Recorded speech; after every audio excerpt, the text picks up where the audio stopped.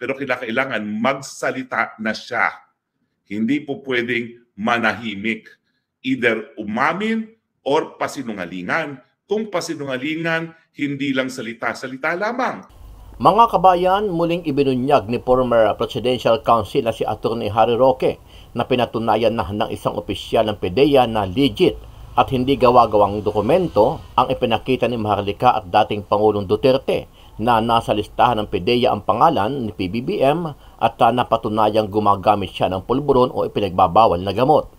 Sabi ni Roque, dapat na magsalita at magpaliwanag si Pangulong Bongbong Marcos kaugnay sa issue dahil kapakanan ng taong bayan ang nakasalalay sa kanya. Ngayong pinatutuhanan na po ng ahente na gumawa ng pre-operation report at yung surveillance report ang mga dokumentong yan, kinakailangan sumagot na si Presidente. Dahil pag hindi siya sumagot, yan po ay pag-amin na sa mga nilalaman ng mga dokumentong yun. Giit ni Roque, nasa panganib ang buhay ng mga Pilipino dahil sa napipintong gyera sa pagitan ng China at Pilipinas, kaugnay pa rin sa pinag-aagawang teritoryo dyan sa West Philippine Sea at nakasalalay dito ang desisyon ng Pangulo. Kaya dapat aniya ay magsalita na si PBBM. Mantakay din nyo, sinusugal niya ang buhay ng mga Pilipino, mamamatay sa isang gyera na hindi natin mapagwawagian.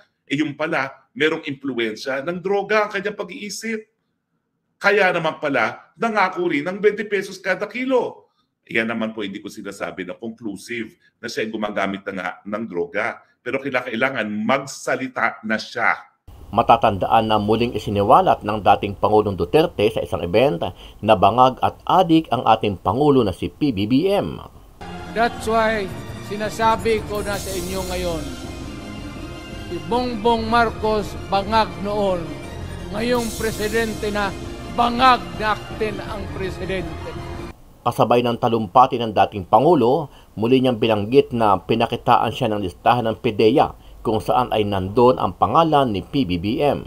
Nung ako'y mayor, pinakitaan ako ng evidence ng PDEA.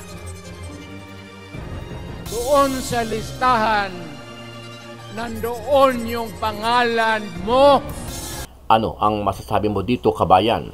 Sama-sama nating panuorin ang detalye ng balitang yan at pakicomment nyo po ang inyong mga reaksyon at sariling opinyon. Pero bago yan, muli po ako nag-iimbita sa mga hindi pa po nakasubscribe sa ating channel na Kabayan News PH, pakipindot po ang subscribe button at pakiclick na rin ang notification bell para lagi kong updated sa mga bagong upload natin na legit at napapanahong balita. Maraming pong salamat. Naku po, mukhang pinatutuhanan na ang PDEA leaks. Paano na yan? Well, balikan po natin. Tatlong dokumento po ang lumabas kay Maharlika. Isang pre-operations report at saka isang surveillance report. Now, bagamat ito po ay tinakban kung sinong pumirma, ang sabi natin, mapapatutuhanan yung mga dokumentong yan dahil hindi naman sila electronic documents sa pamamagitan lamang ng original at saka yung confirmation ng taong nakaligda na siya nga ang lumagda dyan. Okay, so yung sinasabi ng PDEA na wala sa computer, baliwala yan kasi hindi naman siya electronic document.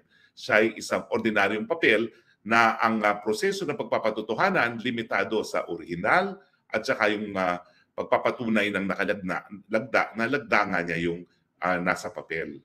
Mukhang pinatutuhanan na po nung taong nakalagda sa papeles ang mga dokumentong iyan.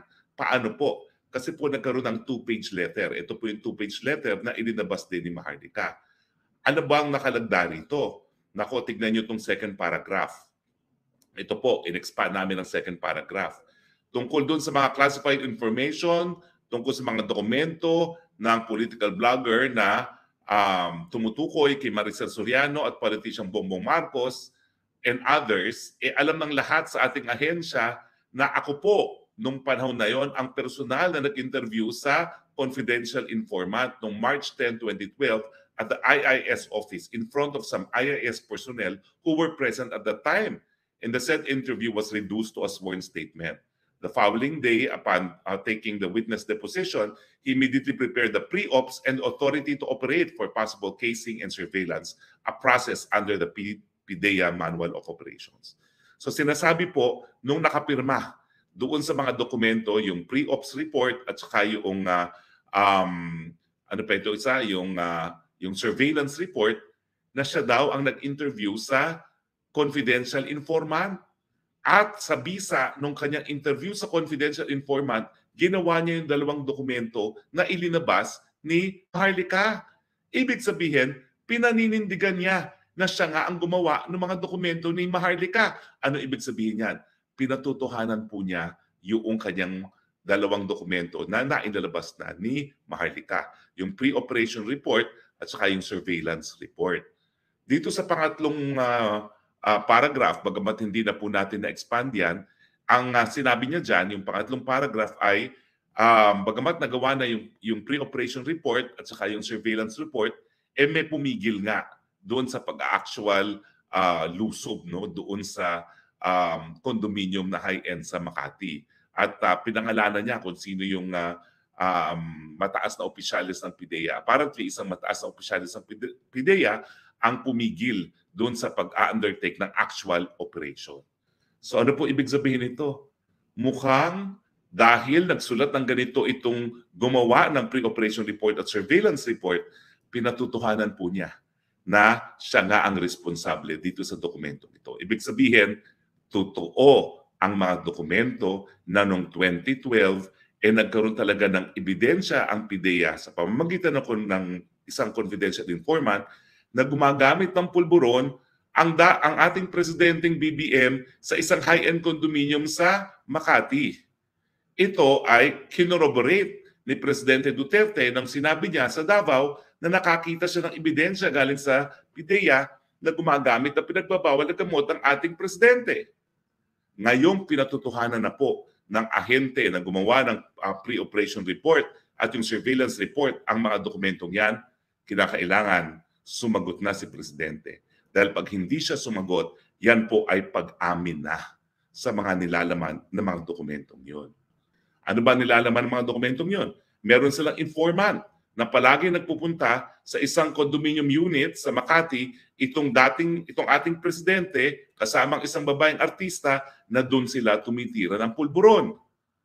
Mukhang ito'y pinatutuhanan yung paratang ni Presidente Duterte na gumagamit talaga ng pulburon ang ating presidente. Ang tanong, siguro kung nakalipas na yan, pwede naman patawarin ang ating presidente. Pero ang tanong, dahil alam naman natin nakaka-addict talaga yung pulburon na yan, hanggang ngayon kaya ay gumagamit siya. Sa akin, importante bigyan ng kasagutan yan dahil yan ay isang impormasyon na nakaka-apekto sa pang-araw-araw na buhay ng mga Pilipino.